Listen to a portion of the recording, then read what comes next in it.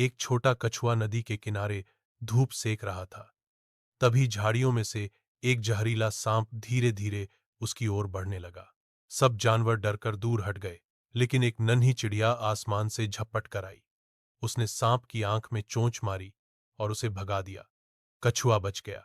तब चिड़िया ने कहा, जो बोल नहीं सकते उनकी मदद करना हमारा काम है।